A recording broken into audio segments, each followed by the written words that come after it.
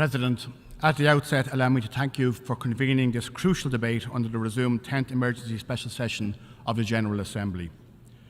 I also want to express my thanks to the Secretary-General and commend his leadership and personal commitment to the protection of civilians, access of vital humanitarian aid to Gaza, and the resolution of the conflict. President, Ireland unreservedly condemns the heinous and barbaric acts by Hamas on the 7th of October. The deliberate taking of hostages, including women, children and the elderly, is simply unconscionable. We call for the immediate and unconditional release of all hostages. In the face of such appalling attacks, Israel has the right to defend itself, but must comply with international law, in particular international humanitarian law. We stress the applicability of international humanitarian law to all armed conflict. This includes the prohibition on the targeting of civilians, the prohibitions on indiscriminate and disproportionate attacks, the prohibition on collective punishment, and the prohibitions on the taking of hostages and the use of human shields. These are obligations that bind all parties to armed conflict, state and non-state actors alike. Earlier this week, we heard yet another deeply concerning briefing from Special Coordinator Wennesland on the situation on the ground. We are also highly troubled about the impact of recent events on regional stability and call on all regional and international actors to act responsibly. President, we are gravely concerned about the situation in Gaza and the particular impact of the conflict on children. We renew our call on Israel to end the blockade of Gaza and to allow meaningful humanitarian access, especially of fuel, to enable hospitals and relief organisations to function.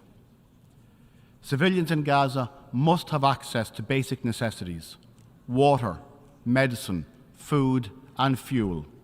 There must be rapid, safe and unhindered humanitarian access for the benefit of civilians in the Gaza Strip.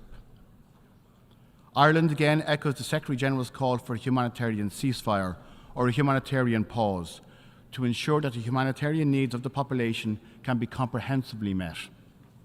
We offer our deepest condolences to the families of the UNRWA staff who have lost their lives during this conflict, and we commend UNRWA and all of the UN and humanitarian personnel on the ground for their selfless work in support of the people of Gaza and across the Middle East. In response to the unprecedented humanitarian catastrophe now unfolding in the Gaza Strip, Ireland has announced an immediate package of €13 million last week, €10 million for UNRWA and €3 million for UN OCHA's Palestine Humanitarian Fund. We urge other partners to also step up and support this vital work. We are also highly concerned at the serious increase in violence in the West Bank, including further forced displacement of Palestinian communities. President, colleagues, a comprehensive, just and lasting peace in the Middle East may seem further away than ever. However, we must all work towards this end. Lasting peace can only be based on an enduring commitment to mutual recognition, freedom from violence, incitement and terror, and a two-state solution. We reaffirm our support for these principles here today. Ireland's position on how to achieve this is long-standing and based on respect for international law and the agreed international parameters.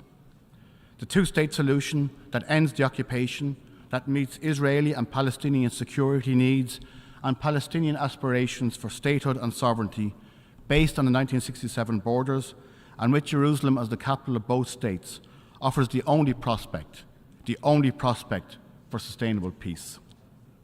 Ireland has consistently opposed all uses of the veto in the Security Council, and we will continue to do so. We welcome these General Assembly debates as a means of calling the permanent members to account when they prevent the Council from taking action in defence of international peace and security. I thank you, Mr. President. This has been the Nod News Network. Transmission complete.